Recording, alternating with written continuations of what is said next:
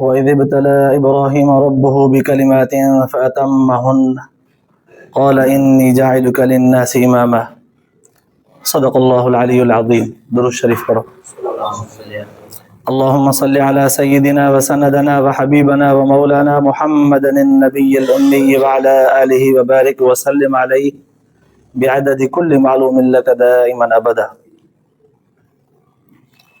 اللہ تبارک و تعالی قرآن پاک جے ان آیت जे अंदर इंसान ज़ात खे सेखारियो आहे त तव्हांखे मक़ाम ऐं बुलंदी मुफ़्त में कोन मिलंदी आहे, वॾनि आज़माइशुनि मां गुज़रण खां पोइ मिलंदी। वेठे बि न, बिना हरकत चुरप रजे बि न, इज़त बेइज़तीअ जे घणनि सारनि मरहलनि मां गुज़रंदो, मक़ाम पोइ मिलंदो। उन जा अल्लाह ताला क़ुरान पाक जे अंदर केतिरा ई मिसाल बयान फरमाया आहिनि। इब्राहिम अलैहिस्सलाम जो हिकिड़ो मिसाल ॾिनई, वइज़ इब्तला इब्राहिम रब्बुहु, इब्राहिम अलैहिस्सलाम खे पंहिंजे रब आज़मायो, बेकलिमातिन खोड़नि सारनि ॻाल्हियुनि में, फ़अतम्महुन्न, क़ुरान तो फरमाए उन्हनि आज़माइशुनि में कामयाब थियो। पोइ अल्लाह ताला फरमायसि इन्नी जाइलुका लिन्नासि इमामा, हाणे तोखे मां माण्हुनि जो इमाम थो बणायां। तॾहिं त इब्राहिम अलैहिस्सलाम जे औलाद में काफ़ी सारा पैगम्बर आहिनि, हता कि उन जे औलाद में इस्माइल अलैहिस्सलाम बि आहे, जंहिंखे ज़बह करण जो वाक़ियो तव्हां ॿुधो। उलमा वटां क़ुर्बानी जे ॾींहंनि में ॿुधंदा आहियूं, पंहिंजे पुट जे कंध ते छुरी रखी पाण पंहिंजे हथ सां वहाइणु, इहा नंढी आज़माइश न आहे। वरी इहो नंढड़ो ॿारु पैदा थियो आहे, अञा घर वारीअ सूधो उनखे बयाबान बर पट में काबतुल्लाह शरीफ़ जे भरिसां, जिते ज़मज़म जो खूह आहे, हिते छॾे वञणु, उहा पुराणी तारीख़, जिते कुझु बि कोन हो, हिन में त मर्कज़ आहे दुनिया जो, उन वक़्तु छॾे वञणु, इहे नंढियूं आज़माइशूं कोन हुयूं। सॼी क़ौम मुखालिफ़ हुई, अकेले सिर उते चई त अल्लाह वहदहु ला शरीका, अकेले सिर तौहीद जो हिकिड़ो नारो हई, सॼी क़ौम मुखालिफ़, हता कि अबो आज़र बि मुखालिफ़ हो। इहे आज़माइशूं थोरियूं न हुयूं। अल्लाह ताला फरमायो उम्मत मुहम्मदीअ खे सेखारींदे मक़ाम तॾहिं मिलंदव जॾहिं आज़माइशुनि मां गुज़रंदव, इम्तिहाननि मां गुज़रंदव, पोइ पाण में हौसलो रखो। आज़माइशुनि ऐं इम्तिहाननि मां गुज़रण वक़्तु पाण खे संजीदगीअ सां, हिम्मत ऐं बुर्दबारीअ सां कामयाबीअ जे तरफ़ खणी अचो। हलकड़ाइप करे नाकामीअ जे तरफ़ न वञो, कामयाब थियो तव्हांखे मक़ाम ॾियां। इन जा खोड़ सारा क़ुरान पाक में मिसाल आहिनि, कुझु उलमा मुहद्दिसीन जेके बयान कया आहिनि उन्हनि मां तव्हांखे ॿुधायां। मौलाना जलालुद्दीन रूमी रहमतुल्लाह अलैह बहितरीन जयद आलिम थी गुज़रियो आहे, काफ़ी सारा उन जा किताब दर्स निज़ामिया में पढ़ाया वेंदा आहिनि। उनजो मुर्शिद हो उस्ताद मौलाना शमसदीन तबरेज़ी रहमतुल्लाह अलैह, वॾो आलिमुल्लाह हो। हिकु भेरे मौलाना रूमी रहमतुल्लाह अलैह, जंहिंजा शेर अक्सर करे फारसीअ में वॾा वॾा जयद आलिम पढ़ंदा आहिनि, वॾनि वॾनि यूनिवर्सिटियुनि में उन जे शेरनि खे बाक़ाइदे मुक़ाबले तौर ते पढ़ियो वेंदो आहे। मौलाना रूमी रहमतुल्लाह अलैह पंहिंजे उस्ताद जी दावत कई। उस्ताद केरु हुयुसि? शमसदीन तबरेज़ी रहमतुल्लाह अलैह। उस्ताद साईं जॾहिं उन जे दावत ते आया, मानी खाइण जो टाइम थियो त उस्ताद शमसदीन तबरेज़ी रहमतुल्लाह अलैह पंहिंजे शागिर्द मौलाना जलालुद्दीन रूमी रहमतुल्लाह अलैह खे फरमायो, रूमी साईं जी मूंखे अॼु शराब बि खपे। इहा ॻाल्हि ॿुधी करे मौलाना रूमी रहमतुल्लाह अलैह हैरान थियो, साईं शराब हराम आहे? फरमायो हा ख़बर आहे हराम आहे, तव्हां पीअंदा हो छा? छा मूंखे खपे थो। साईं शराब त असां मुस्लमाननि जे हिन बस्तीअ में आहे ई कोन, ईसाइनि जी बस्ती आहे परे, उते शराब मिलंदो आहे। पोइ कीअं उतां वठिबो? हेॾी सारी इज़त आहे माण्हुनि में, हेॾी सारी असांजी वॾी हैसियत आहे माण्हुनि में, माण्हुनि खे ख़बर पइजी वञे असांजी हड़ हली वञे। चईं भले कीअं बि करे मूंखे वठी आणे ॾे। पाण नथो वञी सघीं, कंहिं शागिर्द खे चओ, कोई मुरीद तुंहिंजो वञे वठी अचे। साईं मूंखे बि माण्हू सुञाणनि था, मुंहिंजे हिकु हिकु शागिर्द खे सुञाणनि था। चई पोइ शागिर्द नथा वञी सघनि, तूं वञ। साईं शराब हराम आहे, उनजो ख़रीद करण ई वॾो असांजे लाइ इम्तिहान आहे। माण्हू ठठोड़ूं कंदा, टोकूं कंदा, खिलूं कंदा, रुसवाई थींदी। भले भले भले न तो मां न खाईंदुमि तुंहिंजी, भले राति गुज़री वञे, भले मुंहिंजो बि सुकून फिटे, भले तुंहिंजो बि सुकून फिटे, शराब खपे। जयद आलिम ॿई वॾा मुफ़स्सिर तरबियत जो मरहलो थो हले। मौलाना जलालुद्दीन रूमी रहमतुल्लाह अलैह सोचे करे चवण लॻो, उस्ताद जो हुकुम आहे भला। चईंसि जे मुंहिंजो शागिर्द सचो आहे त अॼु मुंहिंजो चयो वठि, न त न सॾाइजांइ त मां शमसदीन तबरेज़ीअ जो शागिर्द आहियां। कारी चादर पातई, पाण खे लिकायई, बोतल हिकिड़ी खयई, चुप चुप करे लिकंदो लिकंदो लिकंदो लिकंदो ईसान वारे बस्तीअ में वियो जितां शराब मिले पियो। वेंदे वेंदे त कंहिं ॾिठुसि, जॾहिं हुन ईसान जे बस्तीअ में लंघियो तॾहिं सुञाते वरितऊंसि माण्हू, अड़े हे त जलालुद्दीन रूमी आहे, मुस्लमाननि जो वॾो इमाम आलिम आहे। हे त मुस्लमाननि वटि शराब हराम आहे, पाण शराब वठण आयो आहे। इन रड़ियूं जो कयूं हिकिड़े माण्हू त सभु माण्हू उते ईसान जा जमा थी विया। लिहाज़ा हिन उन कारखाने वारे खां बोतल शराब जी वरिती, फौरन उतां निकितो, हिकिड़ो हमला किथे छॾे पोयां पियुसि। अड़े हे ॾिसो मुस्लमाननि जो आलिम, हे ॾिसो मुस्लमाननि जो आलिम लिकी छपी करे शराब वठी शराब थो पीए। ॾाढी रुसवाई थी। वरी अची करे जॾहिं पंहिंजे उस्ताद शमसदीन तबरेज़ी रहमतुल्लाह अलैह वटि पहुतो, तेसीं ताईं हे पोयां ढांढोरो मचाईंदो आयो। अड़े हे ॾिसो जलालुद्दीन रूमी, हे ॾिसो मुस्लमाननि जो इमाम आलिम, वॾो फ़क़ीह मुहद्दिस, वॾी मख़लूक मुस्लमाननि जी जमा थी वई।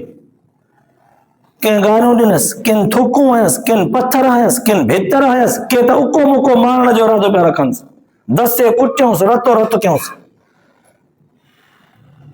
एतिरे में मौलाना शमसदीन तबरेज़ी रहमतुल्लाह अलैह निकिरी आयो। ए बेशर्मो, हया कोन थो थिए? पंहिंजे वक़्त जे उलमा जी ईअं बेइज़ती कंदो? माण्हू दाऊं ॾिनियूं, शराब जी बोतल वठी आयो आहे, अखियुनि सां ॾिठो त सेसि ओया हथ में अथईसि, खसे उहा बोतल जलालुद्दीन रूमीअ खां, उनजो ढकणु खोले लेबल उनजी सॼी ॾेखारियूं, हे ॾिसो, हे शराब। तव्हां त चओ हिनजी इज़त आहे? मौलाना रूमी रहमतुल्लाह अलैह खे रतो रत ॾिसी माण्हुनि खे सख़्तीअ सां मुखातिब थी करे चवण लॻो, मौलाना शमसदीन तबरेज़ी रहमतुल्लाह अलैह शर्म नथो अचे?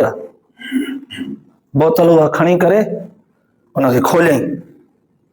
शमसदीन तबरेज़ी रहमतुल्लाह अलैह खोले माण्हुनि खे चईं त हथ ॾियो, हथ ते थोरो थोरो थोरो थोरो हुन ते लाथईं। चई सिंगी ॾिसो त शराब आहे या सुर्को आहे? माण्हुनि सिंगी ॾिसो त अड़े वाकई हे त सुर्को आहे।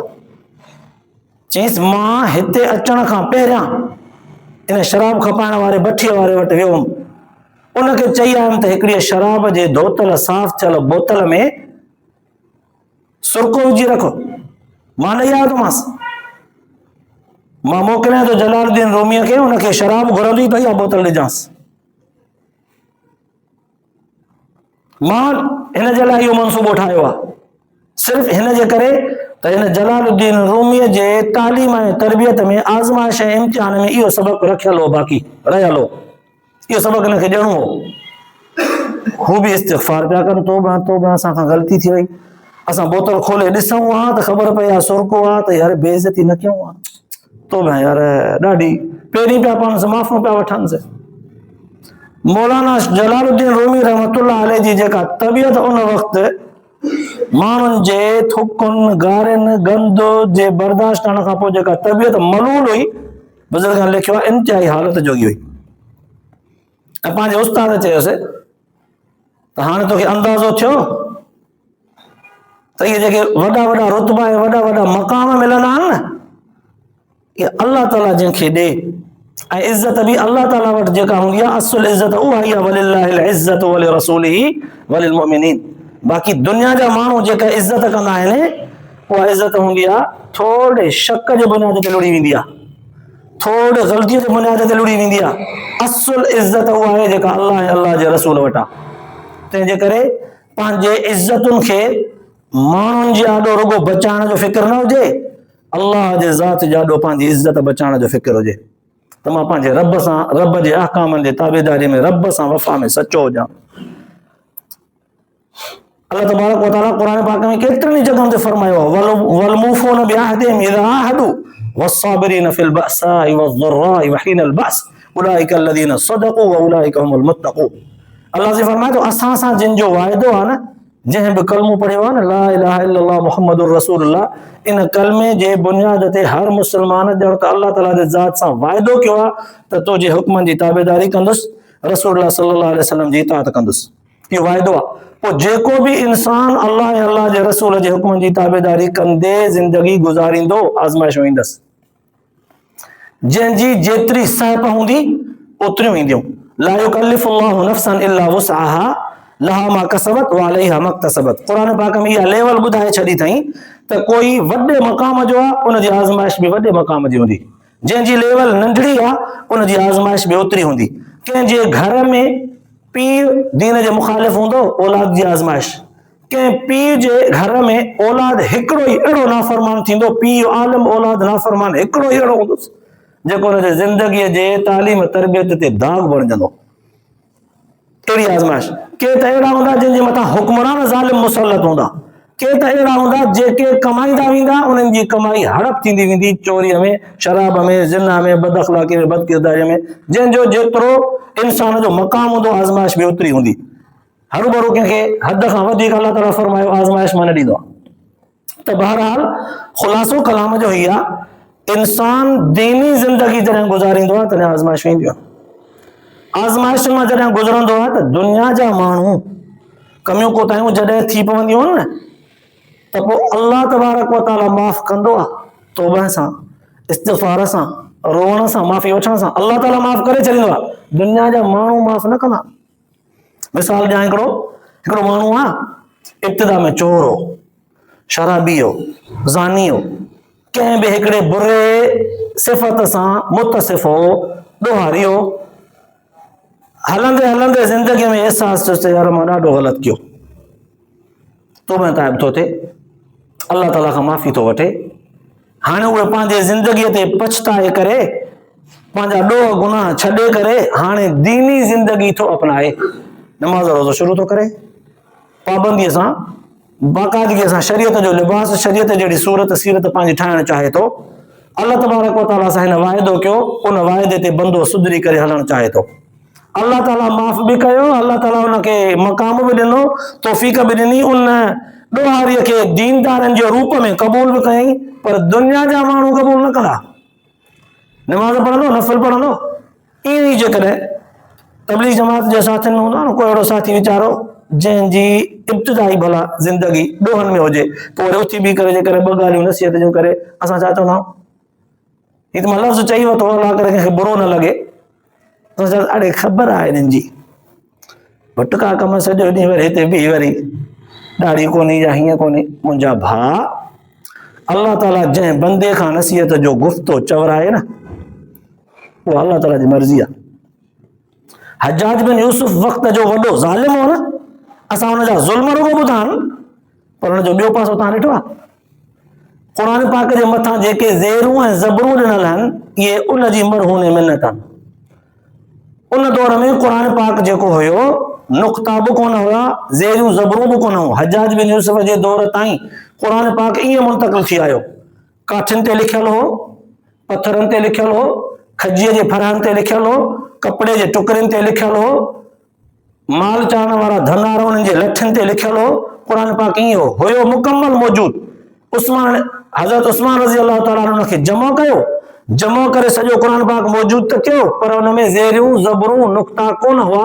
जीअं हुज़ूर जन जे दौर में क़ुरान पाक पढ़ियो वियो, ईअं लिखियो वियो, तीअं उस्मान साईं जमा कयो।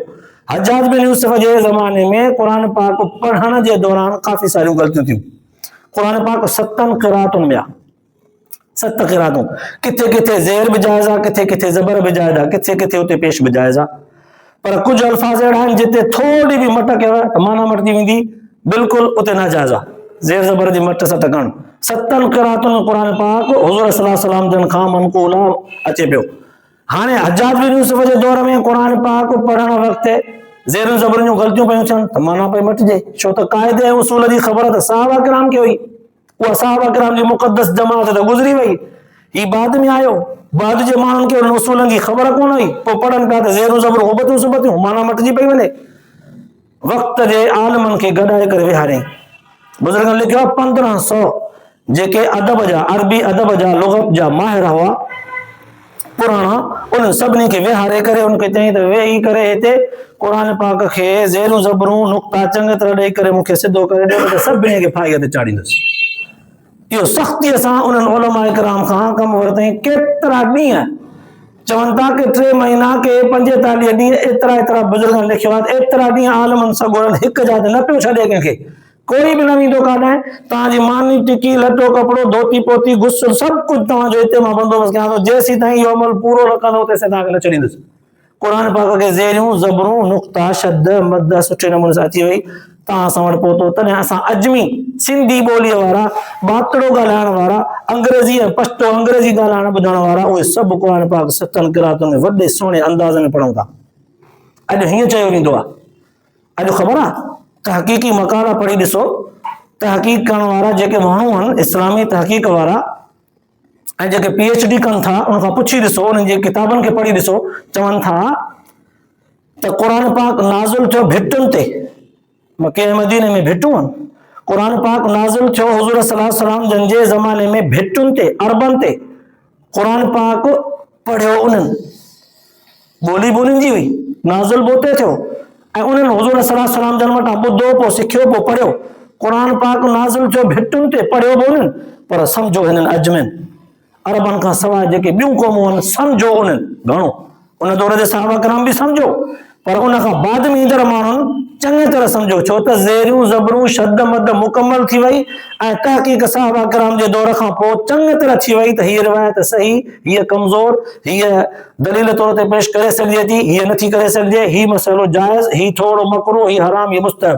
ओ एॾी छंड छाण थी वई, जीअं न रेतीअ खे को माण्हू छाणींदो आहे, पोइ हुन मां हिकिड़ी थुल्ही छणंदी आहे दाल बजरी, ॿी वरी हुन मां थोरी अञा दाणेदार हूंदी आहे, टी वरी सफ़ा मैदो हूंदी आहे।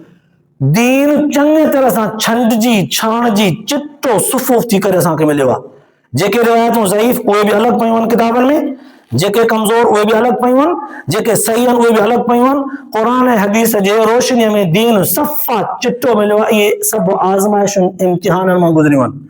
हज्जाज बिन यूसुफ जी मरहून मिन्नत आहे, हिकु तरफ़ खां ज़ुल्म मशहूर आहे, ॿिए पासे खां हुनजा कारनामा बि आहिनि।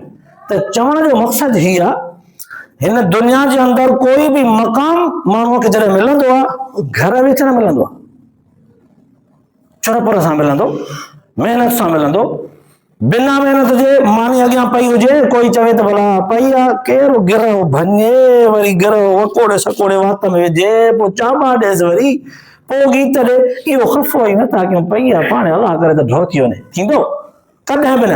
नरम आहे पाणी पियो आहे, दुआऊं वेठा घुरूं, अलाह साईं पाणीअ जो उञ लही वञे, पीअण खां सवाइ लहंदी।